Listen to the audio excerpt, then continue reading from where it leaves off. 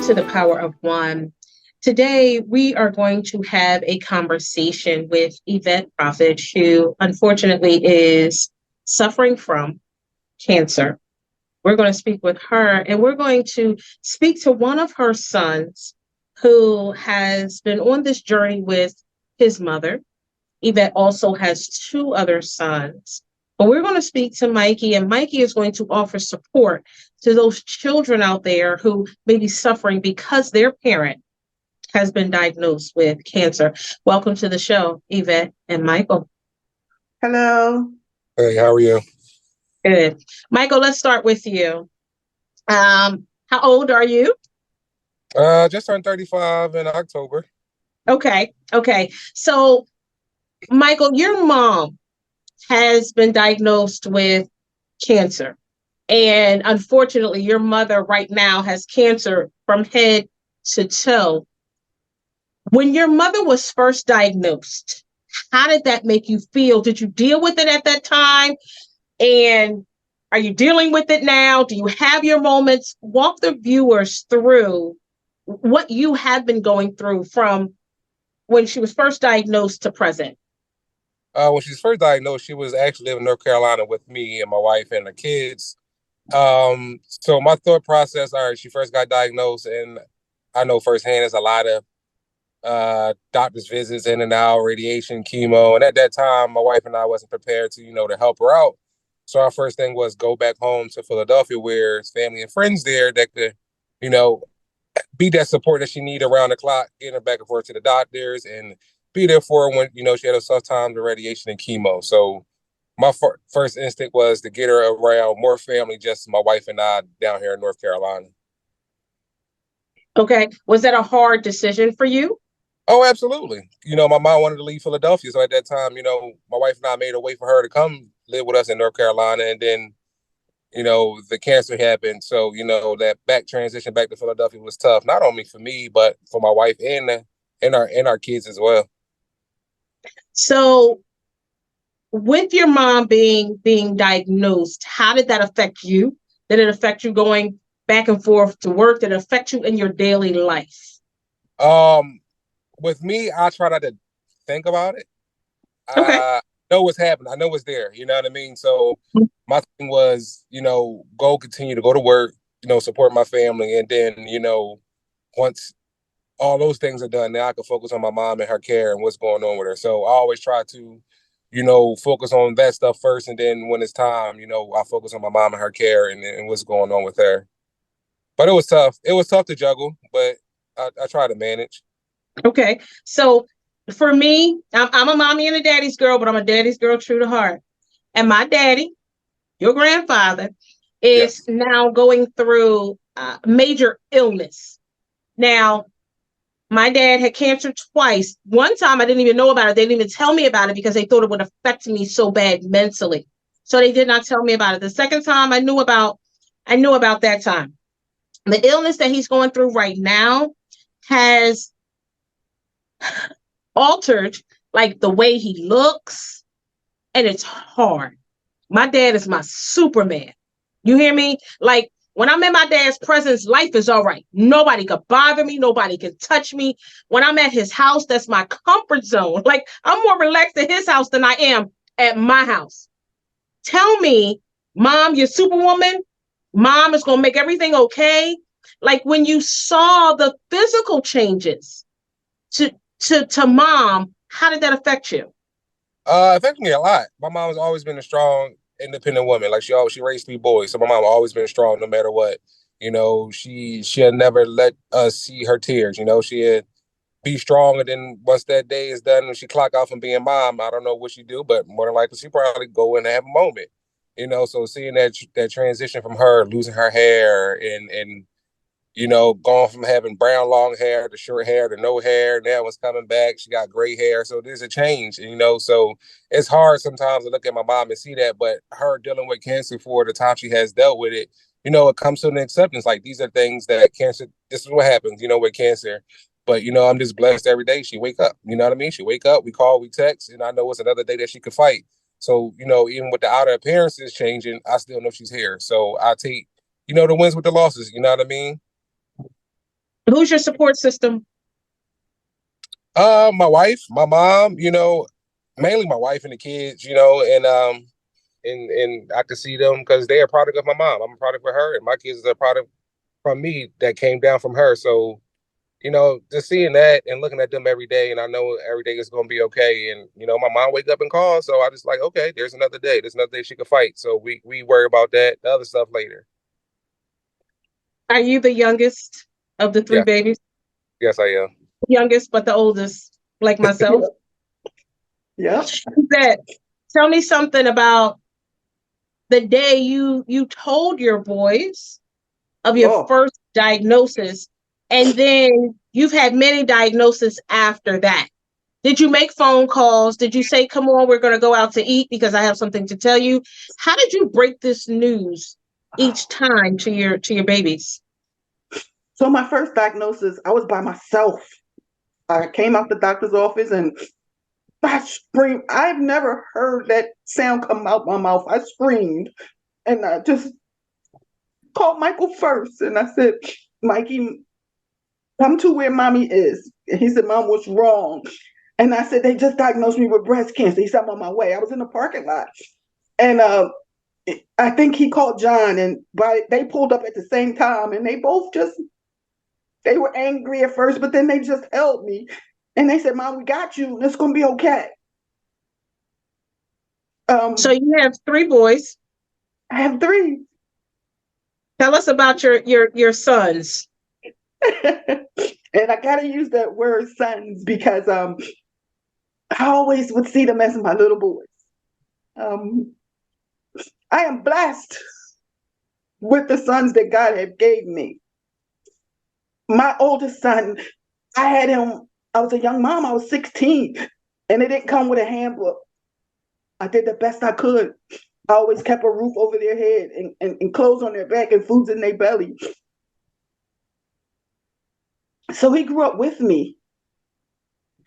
And I remember it was times I was sad. I used to see that little hand and he would burst some tears and he'd say, Mommy, it's going to be okay. It's going to be okay, Mommy. They were my motivation. They were my strength. They was the reason why I got up every day and hustled and sacrificed because I love them so much. And what's your firstborn's name? His name is Dante. It's my firstborn. Don't tell nobody he's about to turn 42. Okay, and then your second baby. And then there's John Lewis Payne the third. He is named after his grandfather and his father. They give you that stigma about your middle child. No. He crossed all the T's and dotted all the I's. He was my middle child. He was my defiant one.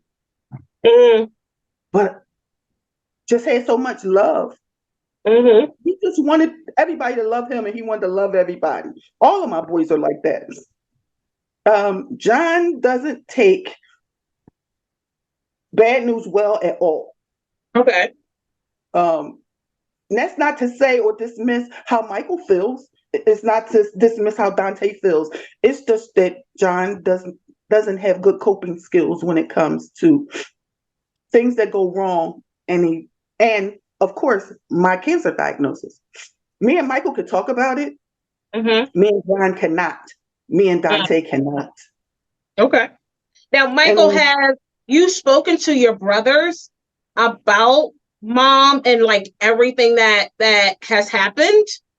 Yeah, it comes in passing, you know what I mean? Especially when mom have hard days or a new diagnosis or, something, she's dealing with, that she's laying down or in bed for a while. I'm like, hey, check on mom. Mom had a new chemo treatment, you know what I mean? She down, you know what I mean? Check up on her. Oh, hey, she got a new diagnosis, they're trying to figure out what's the best procedures can they do, what are the best effective ways they can tackle it so she bounce back from it. So it's always in passing. It's never an extensive conversation on, exactly what's going on with mom.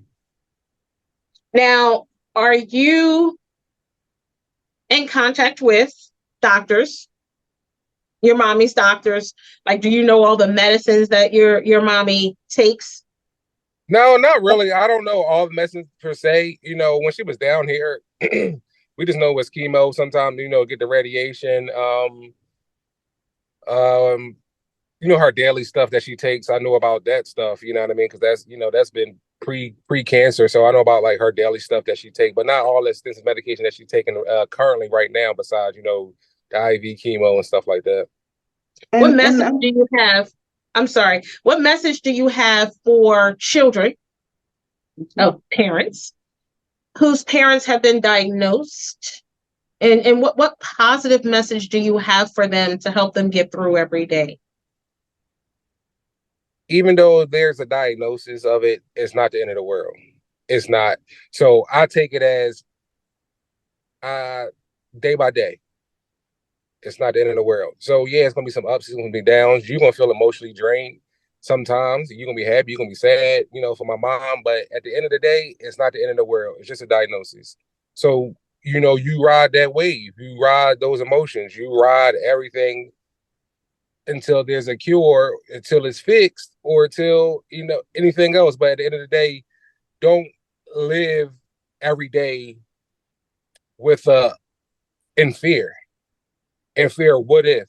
Because if you fear and what if, you're not living. You're going to miss a lot of time with your parents because you still think about what if happened, what if this happened. But then if you marry with kids, you're gonna miss those times with because you're just still wondering what if and still trying to figure out what can you do. But God got the final say so. So once, like I said, my mom wake up every morning. Okay, thank you, God. We here again. Here's another morning. Here's another day. We're gonna ride these waves out until the next day. Until the next day. Until we get what we did. What's gonna happen? And I've always been like that because my mom, she's strong like that. So I don't. That's me. Some people would be like, "How do you deal with it?" I just deal with it. There's Mhm. no explanation how I deal with it. I just deal with it. You know what I mean? And I can't sit there and ponder all day with her knowing that she has cancer. Mhm. I would miss something. I would miss something with my kids. I would miss something with my wife. I would miss something with my mom or my brothers, or I coach football. I can't. So I sit there and I think about it and I pray and I get myself together and I just go on with a daily day. Mhm. So, Vet, how do you deal with it with your other two sons that do not have the courage to accept that their superwoman is going through? I, I don't understand it. I wish they would talk to me about it. I feel as though a lot of pressure has been put on Michael. And I had three sons. I didn't have one. I wish they would have a conversation with me. I wanted this to be all three, not individual conversations. I'm thankful that God gives me breath in my body and I wake up every day. We're all going to go at one point in time, but it's going to become a time that they're going to get a phone call. And I need to know now, are they going to be able to handle it? Do y'all have enough coping skills to handle that? But I also have to accept the things that I can't change. If they don't get it now, I can't sit and ponder like my son say, what day they going to get it? When are they going to have this conversation with me? We're all lifing, everybody. We're all lifing. I'm just lifing with cancer. Mhm. I'm not dying from it. I'm living with it. Right.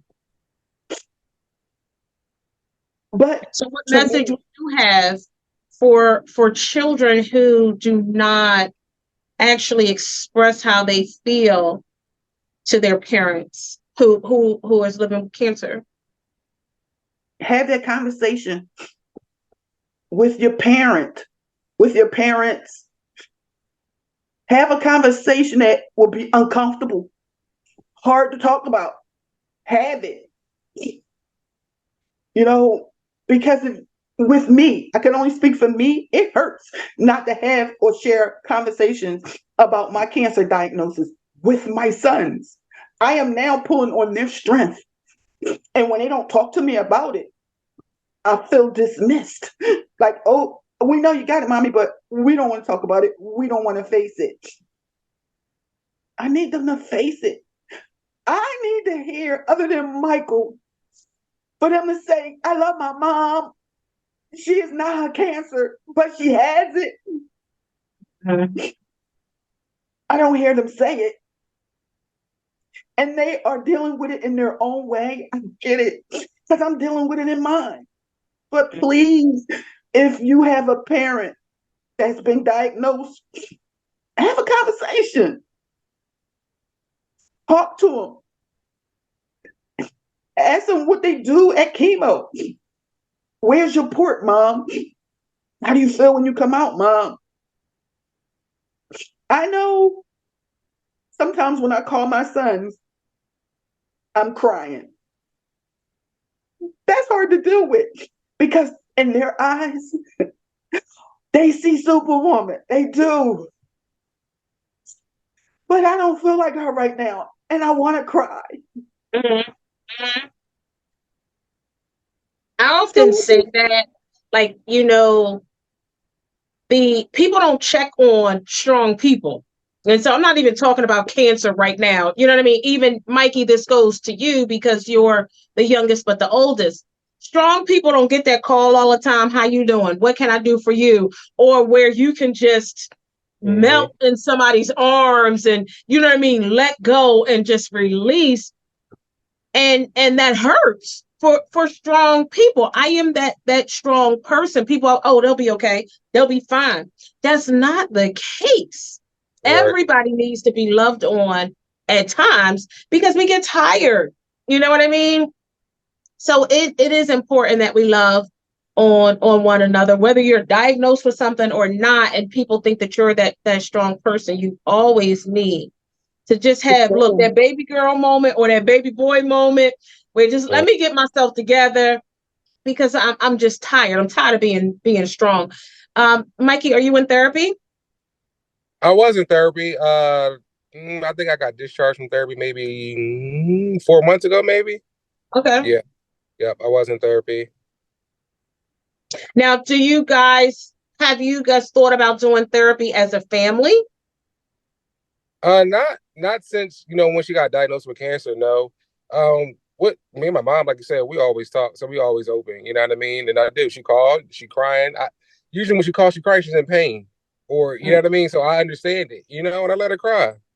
Cry is part of the healing. Go ahead and cry it out. It's okay. I know what you're going through.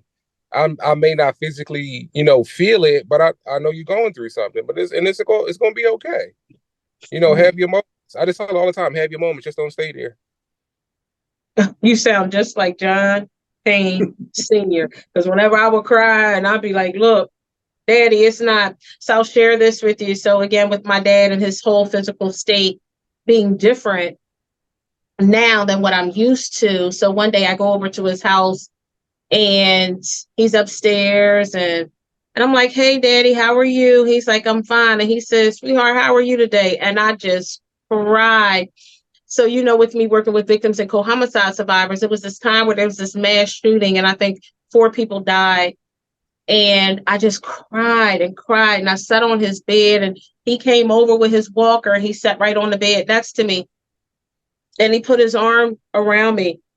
And I'm just crying. I'm crying. I'm crying. And I said, Dad, I'm not crying because of you or your state. I said, I'm crying right now because I can't protect my family. I'm crying right now because I can't make sure my family's okay. Like I just felt like, a whole weight on me. And I said, Daddy, I don't know what to do to keep everybody safe. So I'm just bawling. And he let me bawl. And he said, go ahead and take your moment. And then afterwards, I said, thank you, Daddy. And then he said, you know what? No, thank you. He said, I know you see my physical state. He said, but I'm still your father and I'm still in my right frame of mind. So make sure you come to me anytime you need me. So that meant so much to me, even though my dad was in that state, that Mm-hmm. physical state, he's still saying, baby, I still got you. You know what I Absolutely. mean? So, your mom, she still has you in that physical state, but your mom is still that superwoman. You do know that, right? Yes. Bet. Yep. So, do you think you would want to do therapy for you and all of your sons? I would love more than anything to do it. I would, if I can make that happen, that would take a chunk of the daily stuff that I carry with me. If Are they okay? This year, I finally saw Michael as not my little boy, but as a grown man. And I never cried so hard in my life that he's grown up fat.